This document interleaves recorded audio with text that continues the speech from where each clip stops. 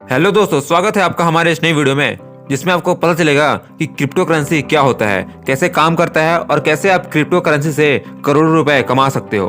तो अगर आप मुझे नहीं जानते हो तो मेरा नाम है विकास और चैनल का नाम है the earning tube. So let's begin. देखो यार, अगर आप ये सोच रहे होगे कि आप इसमें इन्वेस्टमेंट करने के बाद आपको तुरंत प्रॉफिट होगा, तो मैं आपको बता दूं कि ऐसा बिल्कुल नहीं होता है। प्रॉफिट होता है, बहुत प्रॉफिट होता है, लेकिन प्रॉफिट जनरेट करने के लिए आपको इसके रिलेटेड प्रॉपर जानकारी होनी चाहिए और प्रॉफिट के लिए पेशेंस होना भी बहुत जरूरी है। बिटकॉइन, जिसकी वैल्यू अभी के समय में सबसे ज्यादा है, अराउंड 23 लाख पर बिटकॉइन।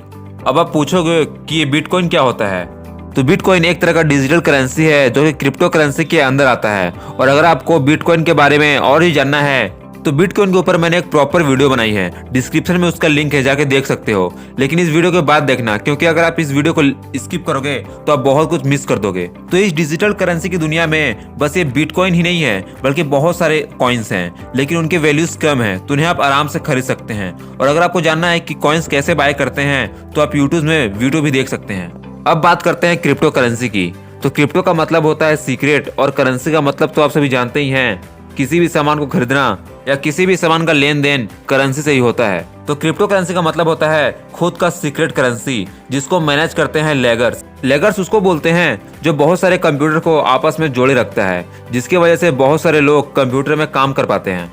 और इन सबको बोलते हैं पीयर टू पीयर नेटवर्क, मतलब पर्सन टू पर्सन नेटवर्क। और ये पूरा का पूरा सिस्टम, जिस बेस पर ये सिस्टम काम करता है, उसको कहते हैं ब्लॉकचेन। ब्लॉकचेन में दो वर्ड्स हैं, ब्लॉक और चेन, मतलब ब्लॉक का चेन। जैसे ट्रेन में बहुत सारे डिब्बे होते हैं और बहुत सारे डिब्बे एक के पीछे एक जुड़कर एक चेन बना देते हैं, वैसे ही ब्लॉक चेन में भी होता है। इसमें भी बहुत सारे ब्लॉक्स होते हैं। जब एक ब्लॉक में पूरी इंफॉर्मेशन भर जाती है, फिर अगले ब्लॉक में इंफॉर्मेशन भरने लगती है।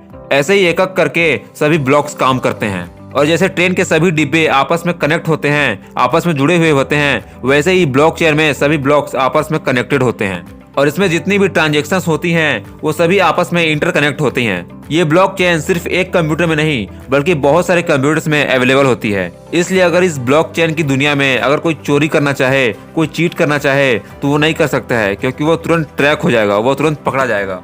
जैसे कि मान लो दो दोस्त हैं, राम और श्याम। राम के पास 2 बिटकॉइन हैं और श्याम के पास एक भी बिटकॉइन नहीं है। तो राम ने श्याम को 1 बिटकॉइन दे दिया। तो ये सारे कंप्यूटर्स अपना काम शुरू कर देंगे। वो ये चेक करेंगे कि क्या राम के पास सच में 2 बिटकॉइन हैं, और अगर हैं तो उसके सारे ट्रांजैक्शंस, उसके सारे प्रीवियस हिस्ट्री को एनालाइज करते हैं। और अगर ये सब सही निकले तो उसी समय ट्रांजैक्शन कंप्लीट हो जाता है, और अगर ये सब गलत निकले तो ट्रांजैक्शन पेंडिंग में चला जाता है। बाद में चेक होने के बाद सही हो तो कंप्लीट हो जाता है, और अगर गलत हो तो डिक्लाइन हो जाता है। और इसी सिस्टम को बोलते हैं ब्लॉकचेन। और जो भी लोग इस लेयर को मेंटेन कर रहे होते हैं, उनकी रिस्पॉन्सिबिलिटी लेते हैं, उनको कहते हैं माइनर्स। और जो लोग इस प्रोसेस को और इस ट्रांजैक्शन को मेंटेन करते हैं, उसे कहते हैं माइनिंग। ये किसी को बैठकर कंप्यूटर पर काम करने की जरूरत नहीं होती है। सभी चीजें कंप्यूटर में पहले से इंस्टॉल होती हैं सॉफ्टवेयर के रूप में, और प्रोग्रामिंग लैंग्वेज की हेल्प से ये सभी चीजें ऑटोमेटिक होती हैं। लेकिन हाँ, इसके लिए स्पेशल कंप्यूटर्स, स्पेशल सॉफ्टवेयर लगते हैं।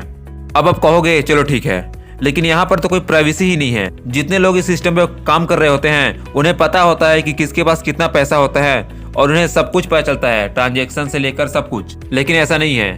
यहीं पर है मेन कॉन्सेप्ट, जिसे कहते हैं क्रिप्टोग्राफी। क्रिप्टोग्राफी में बेसिकली कोड्स होते हैं, जैसे B2AIL2C39, ऐसे कोई भी रैंडम कोड्स होते हैं जो हर सेकेंड जनरेट होते रहते हैं। इसलिए इन पर किसी का कंट्रोल नहीं होता है। तो ऐसे में सवाल ये आता है कि जब इस पर किसी का कंट्रोल ही नहीं है, जब इसे कोई कंट्रोल ही नहीं कर रहा है, जब ये सिस्टम पूरी तरह से डिसेंट्रलाइज है, तो फिर इन कॉइन्स के वैल्यू ऊपर नीचे कैसे होते हैं, इनके रेट कम ज्यादा कैसे होते हैं। मान लो कि एक जमीन है जो बहुत अच्छी जगह पर है, सिटी के बीच में है, और वो जगह लिमिटेड है, तो उसे तो बहुत लोग लेना चाहेंगे, इसलिए उसका रेट, उसकी वैल्यू ऑटोमेटिक इंक्रीज होगी। वैसे ही बिटकॉइन भी लिमिटेड है, ये एक बार बन गया है, अब ना इसे दोबारा बनाया जा सकता है और ना इसे खत्म किया जा सकता है। और बिटकॉइन की टोटल प्रोडक्शन पूरे वर्ल्ड में 21 मिलियन है। 2010 में एक बिटकॉइन की वैल्यू 10 रुपए थी, और 2018 से 2020 में एक बिटकॉइन की वैल्यू 40 से 50 लाख तक क्रॉस कर गई थी। और आज के समय में ये अप्रोक्स 23 लाख रुपए पर कॉइन है। मतलब अगर किसी ने 2010 में